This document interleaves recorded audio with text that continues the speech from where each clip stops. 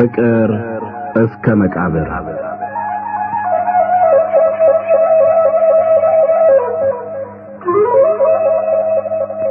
ደራሲ ሐዲስ ዓለማየሁ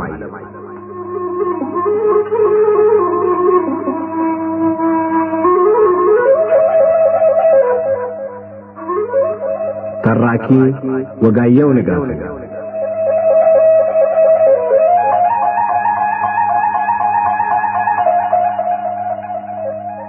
ፍቅር እስከ መቃብር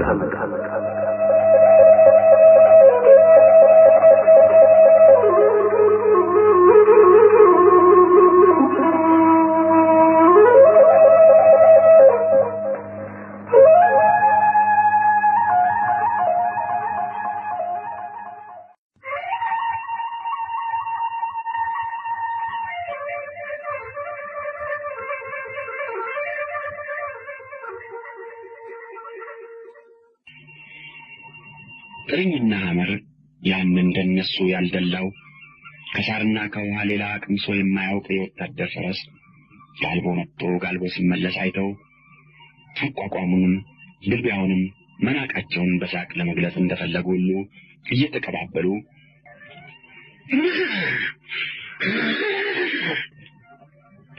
አሉና በፈንታቸው መጋለብ አብሯቸው ይንቆራጠጡ ጀመር።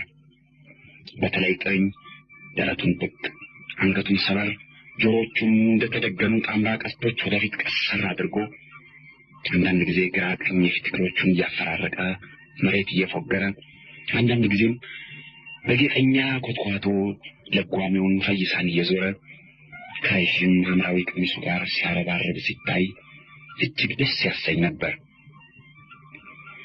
ፊታውራሪ የጥርኝን ሁኔታ ሲመለከቱ ደስ ብሏቸው እሷቸውም እንደተቀመጡ ቀኝና ግራ ይንቆራጠጡ ጀመር።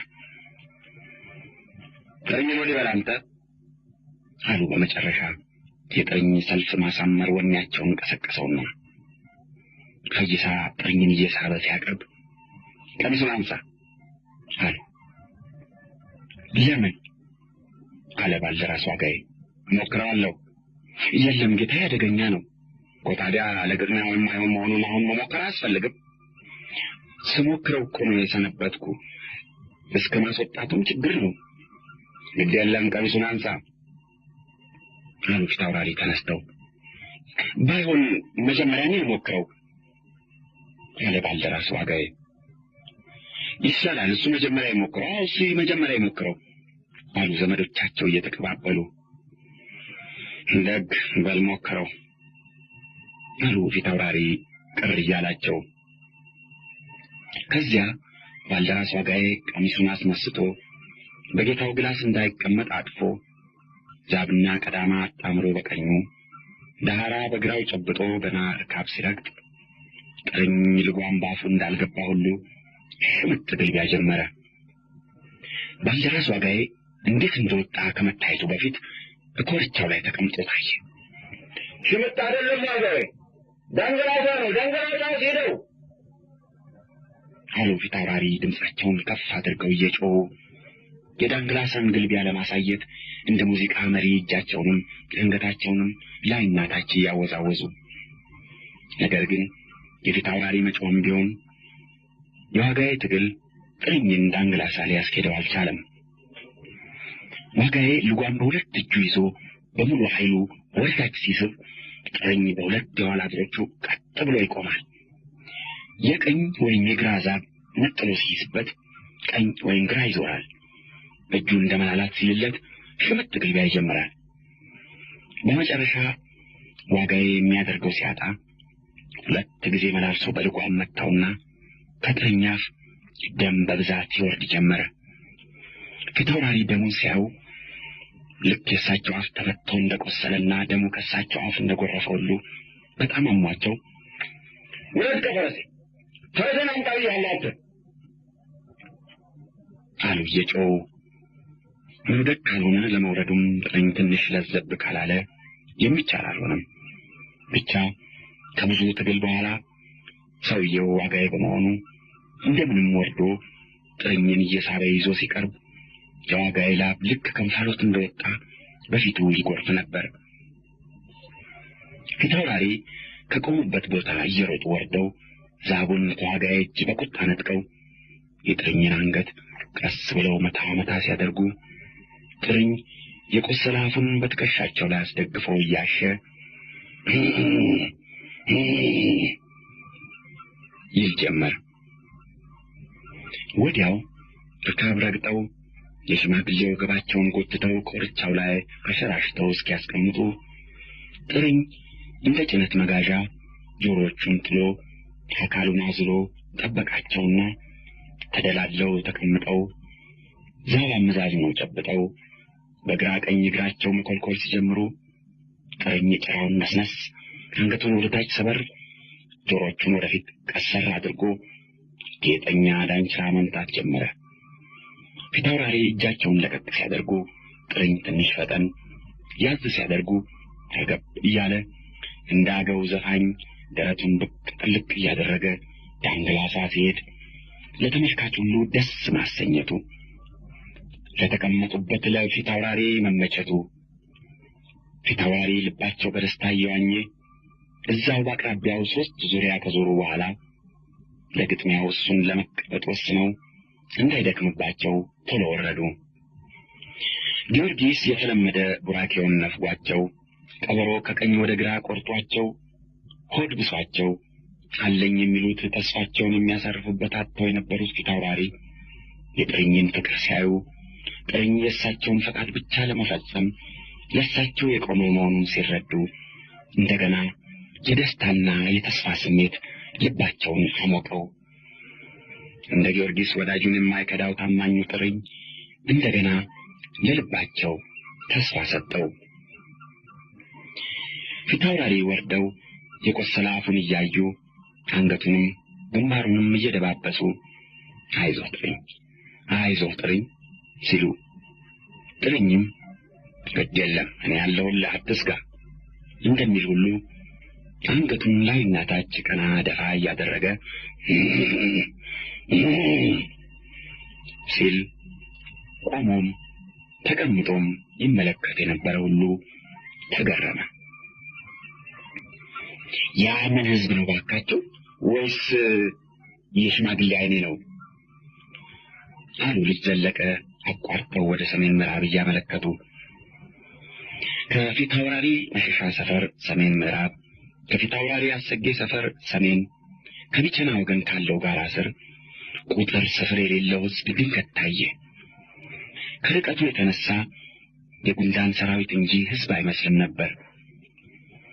ምንም እንኳ በዚያ ርቀት ያ ሕዝብ የሚጓዝ ወይም የሰፈረ መሆኑን ለይቶ ለማወቅ ባይቻል ፊታውራሪና ሰራዊታቸው ሲመጡ እዛ ስላልነበረ አዲስ መጪ እንጂ ሰፍሮ ያልቆየ መሆኑ የማይጠረጠር ነበር።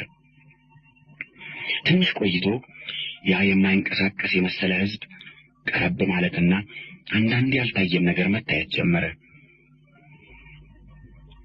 ምን ታምር ነው?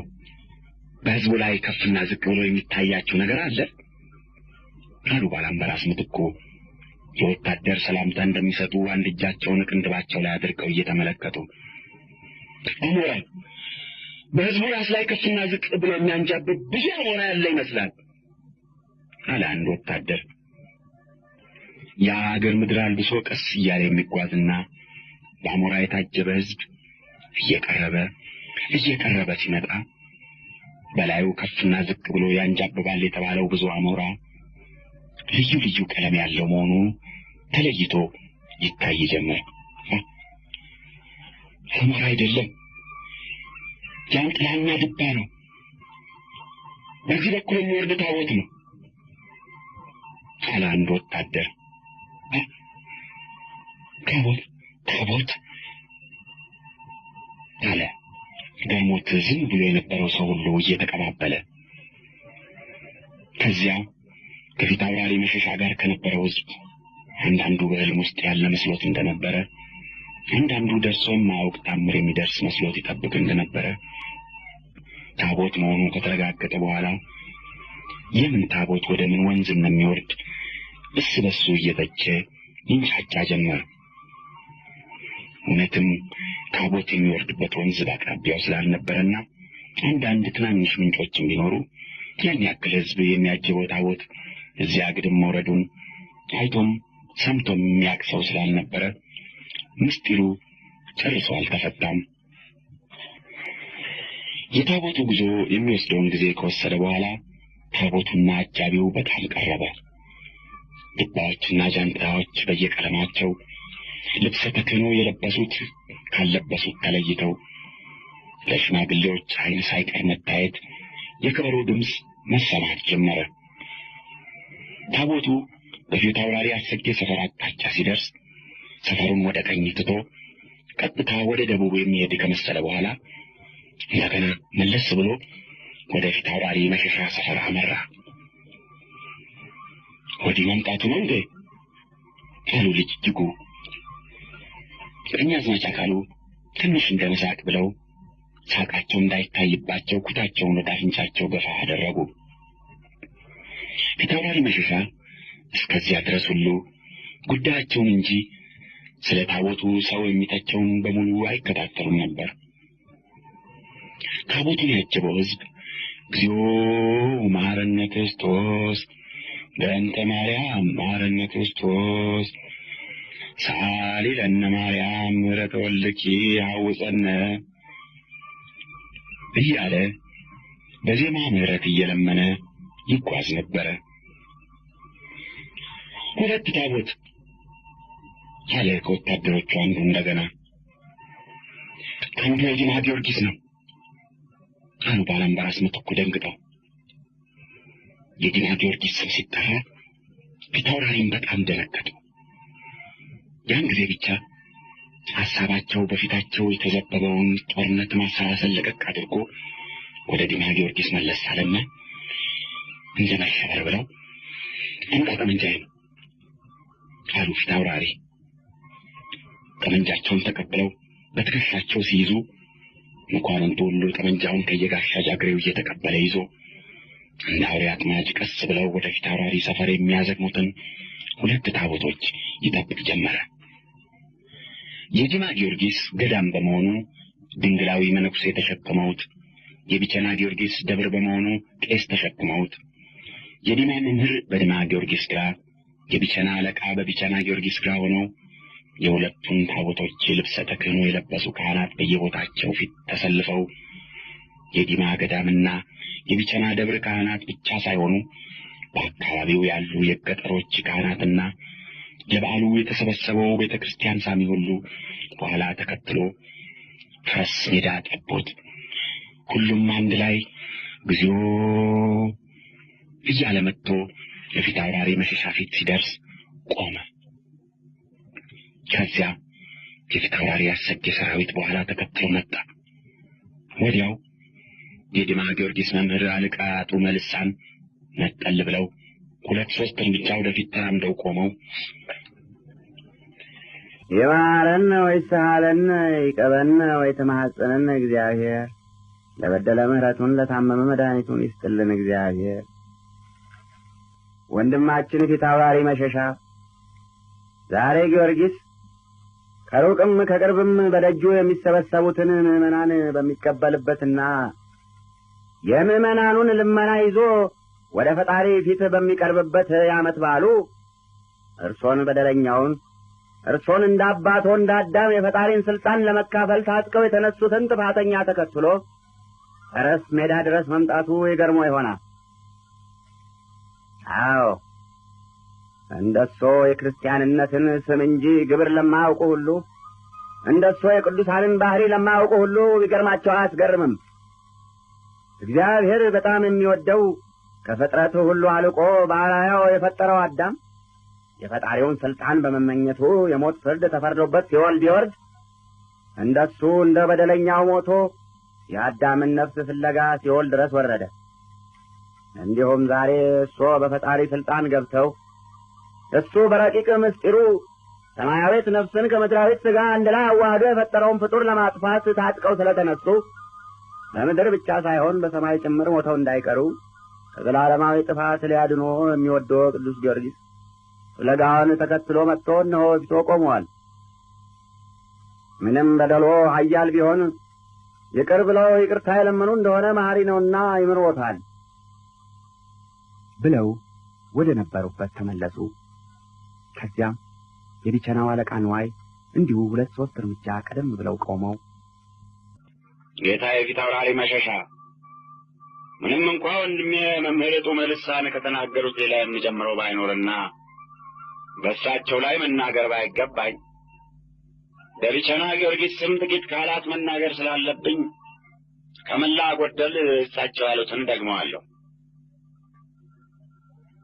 የእሱንም ሆነ የሌላውን ነፍስ ከሥጋ አዋህዶ የሠራ ፈጣሪ ስለሆነ የሠራውን ማፍረሱም የእሱ ሥልጣን ብቻ መሆኑን ምንም ዛሬ አዳምን ያሳተ ሰይጣን ዓይነ ሕሊናዋን ቢሰውረው ከእሱ የተሻለ የሚያውቅ አለመኖሩን እናውቃለን። የእሱን የራሱን ነፍስ እንኳ የኔ ናት ብለው ከሥጋው ለመለየት ቢሹ በፈጣሪ ፊት ትልቅ በደለኛ ሆነው ይገኛሉ። ነፍስ ከእግዚአብሔር በቀር የማንም አይደለችም። የነፍሶ ባለቤት እግዚአብሔር ብቻ ነው። ስለዚህ ዛሬ ታጥቀው የመጡለት ሥራ በፈጣሪ ፊት ከበደል ሁሉ የበለጠ በደል ነው። ብቻ እግዚአብሔር በቸርነቱ ተሳስተው በጥፋት መንገድ የሚሄዱትን አይተዋቸውም ይከተላቸዋል። መመለሻ መንገድም ሰርቶላቸዋል። ከጥፋት ወደ ፈጣሪ መመለሻቸው መንገድ በጣም አጭር፣ በጣም ቅርብ ነው። እሱም መጸጸት ነው። ስለዚህ ምንም በደሎ ታላቅ ቢሆን ከተጸጸቱና ምሕረት ከለመኑ ቅዱስ ጊዮርጊስ ከመሐሪው ከእግዚአብሔር እንደሚያስምሩ አይጠረጠርም። ዓይነ ሕሊናው ልቦናው በአመት ተሸፍኖ እምቢ ብለው ወደ ጥፋቱ እስኪሄዱ ድረስ ቅዱስ ጊዮርጊስ እየተከተለ ወደ ፈጣሪው መመለሻውን መንገድ ያመለክቶታል። ጌታችን ኢየሱስ ክርስቶስ በምሳሌ ሲያስተምር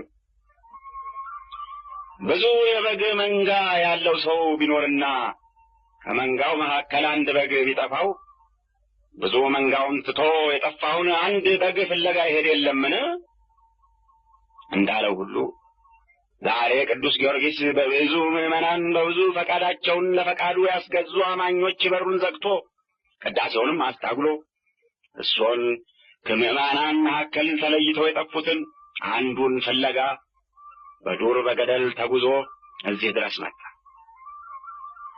በመንበሩ ተቀምጦ ከሩቅ እየመጡ የሚለምኑት ሊቀ ሰማዕታት ጊዮርጊስ እሱን በደለኛውን ተከትሎ እሱ ጠፍተው እንዳይቀሩ ሊለምኑ ይቅርታ ያሰጥቶ ዘንድ እሱ አስቀድሞ ይቅር እንዲሉ እነሆ በፊቱ ቆሞ ይለምኖታል ብለው ወደ ነበሩበት ተመለሱ።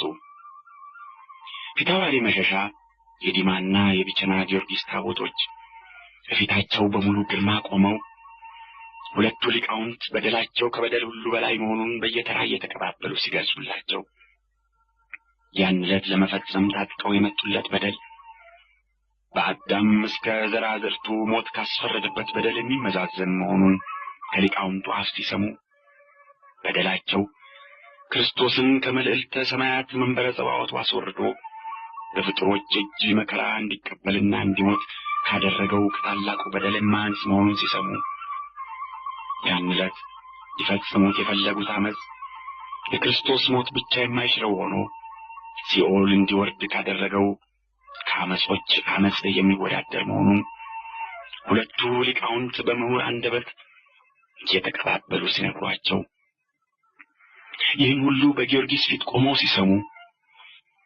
እግዚአብሔር በዕለተ ምጽአት በግርማ መለኮት ወርዶ በኃጥአን ስለሚፈርደው ፍርድ አባ ሞገሴ ሲሰብኳቸው የኖሩት ያን ዕለት ልክ በሳቸው የተፈጸመ መስሏቸው ይንቀጠቀጡ ነበር።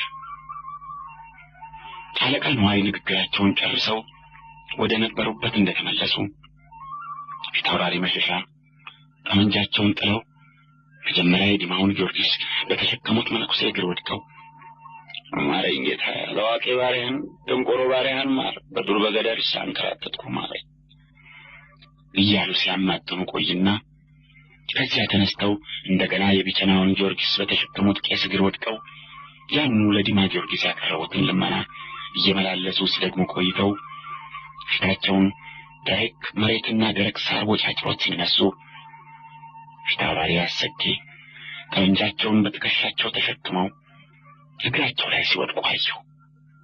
ተቀበለው፣ ጠመንጃውን ተቀበለው አሉና ፊታውራሪ መሸሻ ዝቅ ብለው ፊታውራሪ አሰጌን ከወደቁበት አንስተው ሳሟቸው። ይማሩኝ አባቴ ጌታዬ፣ በድፍረት ሳይሆን ባለ እውቀት በድንቁርና በድዬዎታለሁና ይማሩ፣ ከልቦ ይማሩ አሉ ፊታውራሪ አሰጌ የፊታውራሪ መሸሻን አንገት ግራ ቀኝ እየሳሙ። አውቀህም ይሁን ሳታውቅ የሆነው ሁሉ ይቅር፣ አንተም ማረኝ ልጄ፣ ጌታዬ ማረኝ አሉ ፊታውራሪ መሸሻ። ከዚያ የዲማና የቢቸና ጊዮርጊስ ታቦቶች አንድ ላይ ፊታውራሪ መሸሻና ፊታውራሪ አሰጌ ጠመንጃቸውን ይዘው በታቦቶቹ ፊት አንድ ላይ ቆመው ሁለቱም ታቦቶችና ሁለቱም ፊታውራሪዎች ያጀበው ሕዝብ ፈረስ ሜዳን ሞልቶ መምህር መልሳን ካሳረጉ በኋላ ካህናቱን ሴብሖ በማለት ሕዝቡ በእልልታና በጭብጨባ ደስታውን ገልጾ ፊታውራሪ መሸሻ የዲማ ጊዮርጊስን፣ ፊታውራሪ አሰጌ የቢቸና ጊዮርጊስን አጅበው ወደ የሀገራቸው ተመለሱ።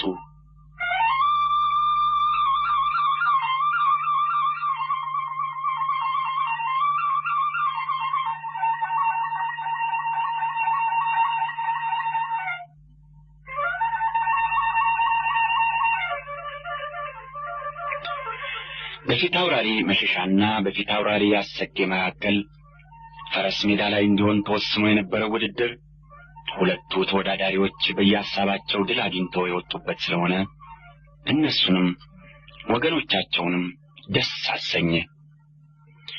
ፊታውራሪ አሰጌ አያደርጉ አድርገው በፍረት መሰላል እስከ መጨረሻው የታችኛ ደረጃ ወርደው እንኳን ቢሆን ከፊታውራሪ መሸሻ ጋር መስተላለፉና ክንድ መዘረጋጋቱ እንዲቀርላቸው አጥብቀው ይፈልጉ ስለነበረ ይህ የፈለጉት በመፈጸሙ ድል እንዳደረጉ ቆጠሩት። ፊታውራሪ መሸሻ በዘመናቸው የጀግኖች ጀግና የሚባል ስም የነበራቸው ስመጥር ጀግና ቢሆኑም ይህ ጀግንነት መታሰቢያውን ብቻ ትቶ ከዘመናቸው ጋር አልፎ እሳቸውም ራሳቸው የሚያልፉበት ቀን የቀረበ፣ የሚገነዙበት ገመድ ተርሶ የሚቀበሩበት መቃብር ተምሶ የሚጠብቃቸው ሬሳ ሽማግሌ ስለሆኑ በፊታውራሪ አሰጌ አስተያየት ከእሳቸው ጋር መወዳደር ከሬሳ ጋር መወዳደር ነው። በፊታውራሪ አሰጌ አስተያየት እንዲህ ያለ ሬሳ መግደል የጀግና ጦርና ጎራዴ የሚያጎለድፍ፣ የጀግና ስምና ታሪክ የሚያሳድር ነው። እንዲህ ያለ ሬሳ መግደል አይጎበት አያሰኝም፣ በጀብድ ላይ ጀብድ አይጨምርም። በፊታውራሪ አሰጌ አስተያየት ሬሳ ከመግደል የበለጠ ውርደት ሊኖር አይችልም። ሬሳ ከመግደል የማይሻል ነገር የለም። ሬሳ ከመግደል የሬሳ እግር ስሞ የታቦት አማላጅ ይዞ ምሕረት መለመን እንደሚያስከብር አይጠረጠርም። ስለዚህ ፊታውራሪ አሰጌ ይህን ሁሉ አስበው አመዛዝነው የወሰኑት ውሳኔ ስለተፈጸመላቸው ድሉ የእሳቸው መሆኑን አምነው ደስ አላቸው። ፊታውራሪ መሸሻ በበኩላቸው ምንም እንኳ ውድድሩ ጭራሽ ባላሰቡት ጭራሽ ባልተረጠሩት መንገድ ቢያልቅ ውጤቱ የማይጠረጠር ድል እንደሰጣቸው አምነው ደስታቸው ዳር ድንበር አልነበረውም። የዲማና የቢቸና ጊዮርጊስ ታቦቶች ፈረስ ሜዳ ድረስ ወጥተው የእነማይ ሕዝብ በሙሉ እግዚኦ ብሎ ፊታውራሪ አሰጌ እግራቸው ስር ወድቀው ሳር እየነከሱና አፈር እየላሱ ምሕረት ለምነው በሰው ብቻ ሳይሆን እንደ እግዚአብሔር በታቦት አማላጅነት ጎራዴያቸውን ወደ ሰገባው ጦራቸውን ወደ ፎደራው እንዲመልሱና ይቅር ለእግዚአብሔር እንዲሉ እግዚኦ ተብሎ ይህ ሁሉ ሆኖ ይቅር ያሉ መሆናቸውን ሲያስቡ ድሉ የማይጠረጠር የእሳቸው መሆኑን አምነው ደስታቸው ዳር ድንበር አልነበረውም።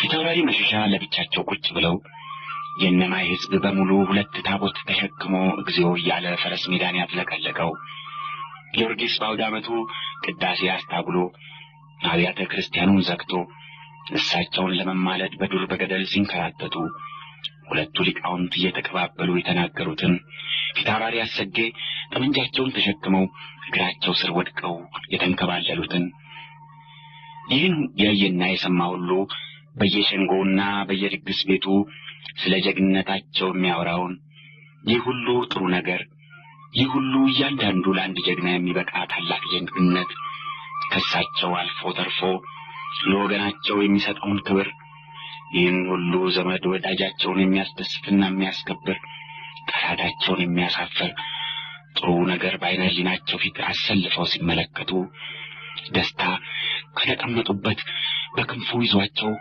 ወደ ሰማይ ሰማያት ያርግ ነበር። ከዚያ ፊታውራሪ መሸሻ ፊታውራሪ አሰጌን እፋለማለሁ ብለው ሲወስኑ ዘመድ ወዳጅ ሁሉ የለመናቸውን በመጨረሻው ቀን ሚስታቸውና ልጃቸው እንባቸውን እያጎረፉ ሲሰናበቷቸው ትንሽ ያመነቱትን ያስታውሱና ለብቻቸው እንደመሳቅ ብለው ያን ጊዜ ልመናውን እንዳልሰማ ልቅሶውን እንዳላይ ጆሮዬን ደፍኛ ዓይኔን ጨፍኜ ወደፊት ባልሄድ የጥሩዬንና የሰብለን እንባ ጎርፍ ተሻግሬ ባልሄድ ይሄ ክብር ይገኝ ኖሯል። ክብር ለደፋርና ለቆራጥ እንጂ ለፈሪና ላመንጭ ሆነ አታውቅም ይሉ ነበር አባቴ። ግዴለም ለወደፊቱ ማንም ከሚለው እኔ ያልሁት የሚሻል ለመሆኑ ይህ የማያዳግም ማስረጃ ይሆናል ይላሉ።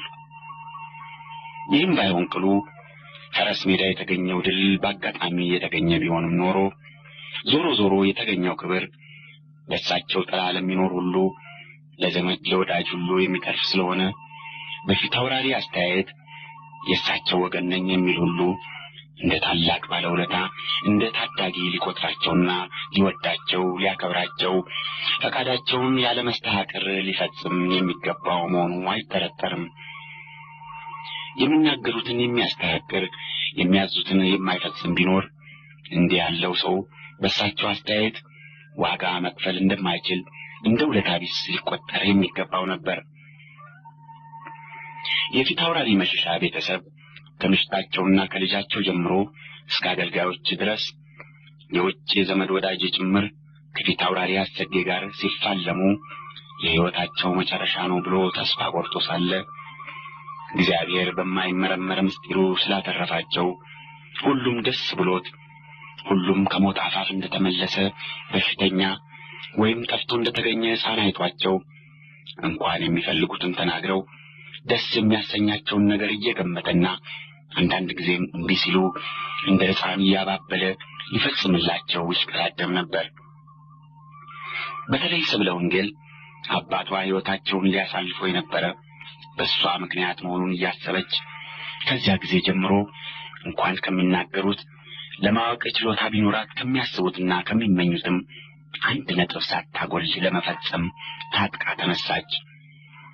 ሌላው ቀርቶ ዘወትር ከጉዱ ካሳ ጋር መገኘቷን እንደማይወዱና በዛብህ እንዲያስተምራት ከፈለጉባቸው ምክንያቶች አንዱ ከጉዱ ካሳ ጋር የምትገናኝበትን ጊዜ ለመቀነስ መሆኑን በመረዳት ፍቅሯ ባይቀነስም የተቻላትን ያክል ከሱ ትሸሽ ጀመር። ትምህርቷንም ወዲያው ጀመረች።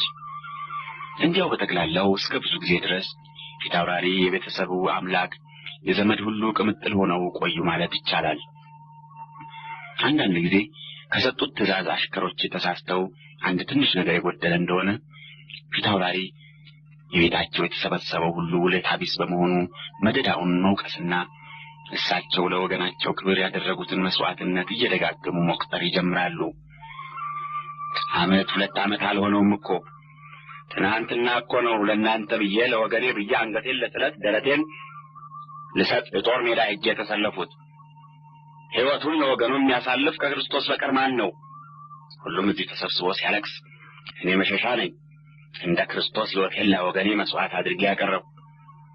ታዲያ ያደረግኩት ሁሉ የሚመለስልኝ ዋጋ ይሄ ነው? ግድ የለም እዚያ ላይ ያገኘዋለሁ ሲሉ ፊታውራሪ ዋጋቸውን የሚያገኙበትን ወደ ላይ በእጃቸው እያመለከቱ ምሽታቸውም ዘመዶቻቸውም ራሳቸውን መውቀስና ፊታውራሪን ማባበል ይጀምራሉ። ፊታውራሪም ትንሽ ተለማምነው ይቅር ይላሉ።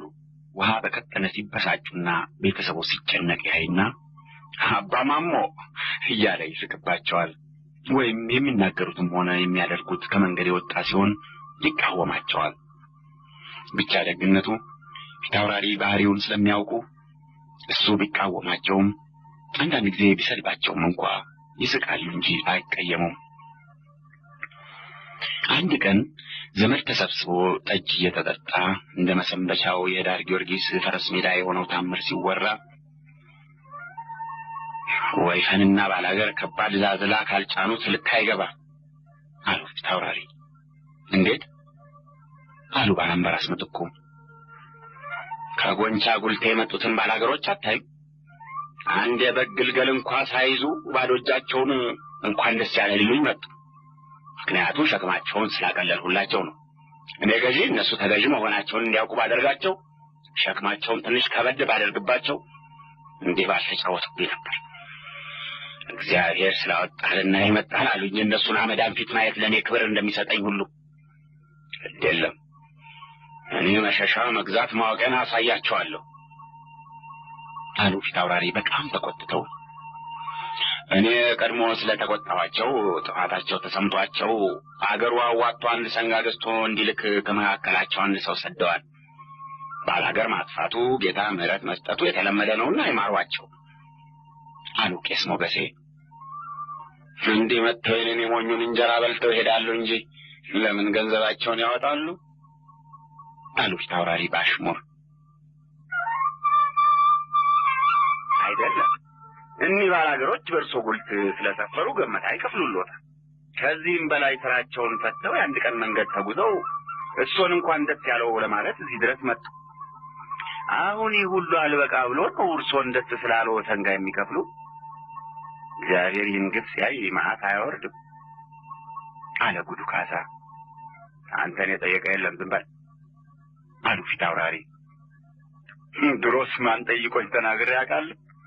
እንዲሁ ጣልቃ ገብቼ እናገራለሁ እንጂ እናንተ እስክትጠይቁኝ ከቆየውማ ታፍኜ መሞቴ ነው አለ ጉዱ ካሳ እየሳቀ።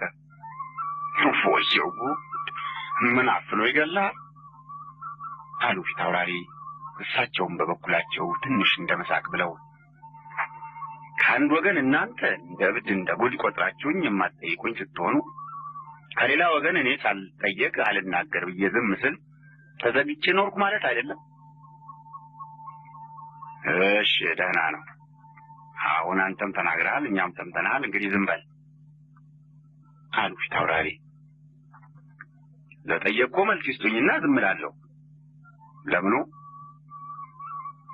እርሶን ደስ ስላለው ባላገሮች ሰንጋ የሚከፍሉበትን ምክንያት። ዝም በል አንተ። ይልቅ ሌላ የሚጥም ጨዋታ እንጫወትበት። ጎንቻ ስለ ፈረስ ሜዳ ውድድር የሚዘፈነውንና የሚገጠመውን ግጥም ሰምታችኋል አሉ ባላምበራስ ምትኩ አቋርጠው። የለም አልሰማንም። ምን ተባለ እባክህ አሉ ፊታውራሪ ከመከዳቸው ቀና ብለው ተቀምጠው። ፊታውራሪ ከማናቸውም ጨዋታ የፈረስ ሜዳ ጨዋታ ይጥማቸው ነበር። የጎንቻ ባላገሮች ያሉትን ሁሉ በቃሌ ማስታወስ አልችልም፣ ብቻ ዘፈኑ ግጥሙ እንዲህ አይደለም አሉ። በመጀመሪያ የፊታውራሪ አሰጌን ስም እየጠሩ የሚያዋረድ ግጥም የገጠሙት 2 ወይም 3 ሰዎች ሲታሰሩ ጊዜ፣ ከዚያ በኋላ ህዝቡ ስም ሳይጠራ በምሳሌ ግጥም ይገጥም ጀመር አሉ ባላምበራስ። በሞት ያፈርሶ ምን ይባላል አሉ እባክህ አሉ ፊታውራሪ በጎንቻ ስለሳቸው ጀግንነት የሚባለውን ለመስማት ናፍቀው። እኔ ስንቱን አስታውሰዋለሁ ጌታዬ። ከባላገሮቹ አንዱ ቢጠራ ሊነግረን ይችላል። የጎንቻን ባላገሮች ጥራ አንተ አሉ ፊታውራሪ በጎንቻ የሚባለውን እስኪሰሙ በጣም ቸኩለው።